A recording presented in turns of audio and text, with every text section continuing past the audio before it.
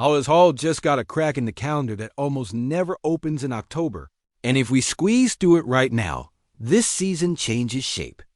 I'm going to map out the shock in Tennessee, the market it unlocks, the chess move that fits our locker room, and why it's the kind of midseason decision that can tilt tight games in November and decide whether Caleb Williams spends January at home or on the field.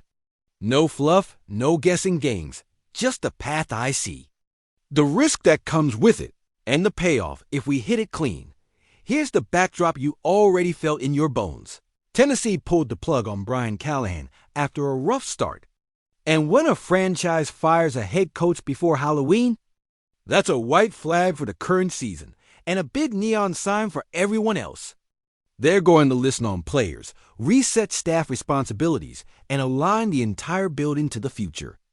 That doesn't just make them potential sellers at the trade deadline.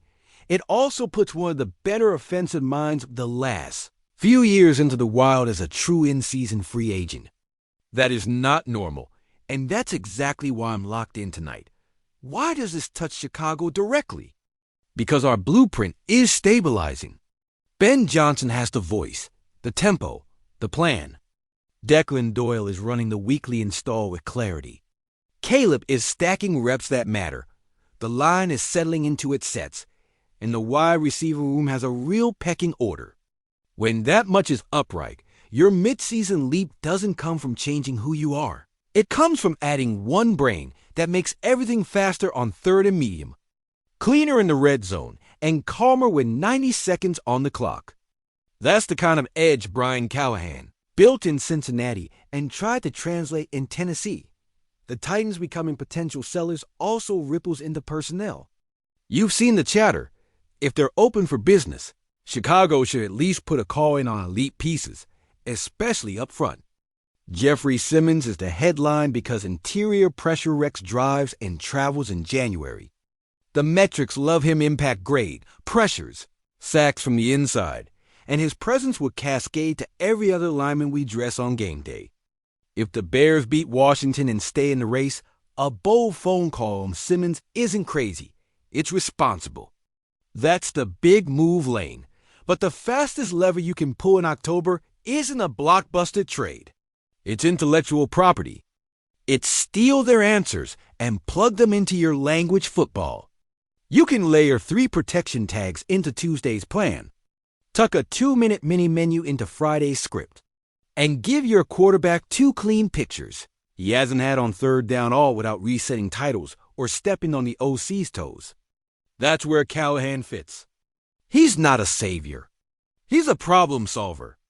And right now, Chicago needs a couple of specific problems solved quickly. Simulated pressures on money downs, coverage rotations that steal routes late, and red zone sequencing that turns 3 into 7. Let's get practical. You don't touch the hierarchy. Ben Johnson remains the architect.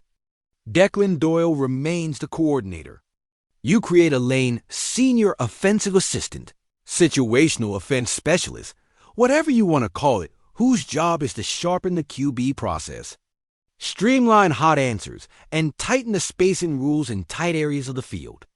You install quietly, you keep the terminology ours, and you let the benefits show up as execution, not headlines. When no one can tell from the outside whose idea it was, that's when you know it worked. Mid-season staff additions aren't just possible. They're smart when the calendar hands you a gift. There's no cap on coaching. Fired coaches often come with offset language, which means you can bring in top-tier insight at a marginal cost while the former club eats most of the check. That's cold business, but it's how serious teams behave. In a league where a single third down conversion swings win probability by 5, 6, 7 points, buying 1 or 2 conversions per game is not nice to have. It's playoff math. Now blend that with our texture. Caleb's growth isn't linear. It jumps when the environment trims mental noise. Give him one more beat and one more answer versus pressure, and you'll see it in the intermediate windows to Romo Duns, in the high-low to DJ Moore, and in the rhythm swing game to the backs. Give the tackles one cleaner rule versus mug looks, And suddenly the two-man concepts feel available again when defenses try to heat us up. That's how a staff edition shows up without a press conference. Cleaner protections, simpler alerts, higher percentage throws, and drives that end with the ball crossing the paint instead of the turf. Let's also be adults about the risk. Any mid-season voice can clutter the room if you let it. The solution is role clarity from day one. Callahan's lane is Tuesday and Friday process, plan, polish. He's not grabbing the call sheet on Sunday. He's not changing the cadence of practice. He's not relabeling our base plays. He's adding nuance to the answers we already carry, scouting tells from his AFC file cabinet, and tightening our situational DNA. If that's the contract, the floor is steady and the ceiling is higher than anything you'll get from a waiver claim. There's a second arc. We can't ignore Tennessee's deadline posture. If they're moving pieces, Chicago has decisions to make, and not just on defense. The article making the rounds floated a DJ Moore component in a hypothetical Simmons package, giving Rome Odunz's rise and the target share squeeze. That's not a throwaway idea.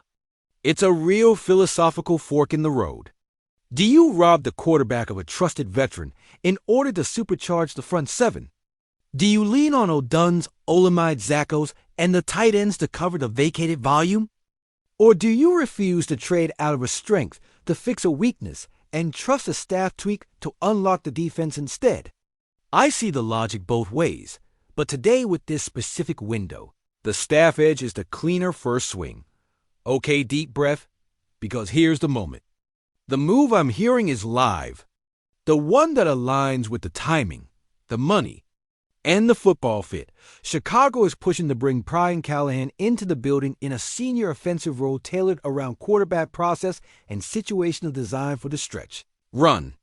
Not a headline grab, not a job title circus, just a precise hire that buys us answers where games are actually won. It's the right kind of aggressive, swift, specific, and structured to protect what's already working. What does that mean on Sunday? It means the 3rd and 5 menu gets cleaner.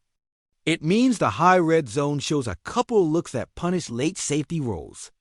It means our quick game steals 2 or 3 free access throws when defenses bluff pressure. It means 1 or 2 shot plays are sequenced off a protection look the defense has already overplayed. It's not fireworks. It's edges. And edges are how you go from in the hunt graphics to home playoff dates. Now, if the Titans front office keeps taking calls, I still want Chicago to be at the table. If a Simmons conversation becomes real at a sensible price in picks, you have to explore it. Because interior dominance makes every coverage call easier and turns your edges into closers. But I'll say it again. The immediate low-friction swing this week is the coach, not the trade. The coaching room is where you can add wins without losing assets. Before I close, I want your take. Would you prioritize adding Brian Callahan today and keep the receiver room intact? Or would you swing big for a defensive anchor even if it costs a name we love? Drop your plan, your package, your do this. Not that. In the comments, this community gets it right more often than the TV panels. And I'll be in there with you. My read. Stripped down. The Bears should seize the October window. Bring in Callahan with a tightly drawn brief. And let that intellectual property compound inside what Ben Johnson and Declan Doyle have already built. If the right defensive trade materializes, we'll evaluate it on price and timeline. But tonight, the cleanest upgrade is the one you can install on Tuesday and cash in on Sunday. If you're with me, make sure you're subscribed to Bears News Fan Report. Hit the like so this update finds the rest of the family. And keep the notifications on. I'll have quick hits all week and a deeper dive on how the situational menu changes once this move is finalized. This is Chicago, this is the window, and this is how we grab it.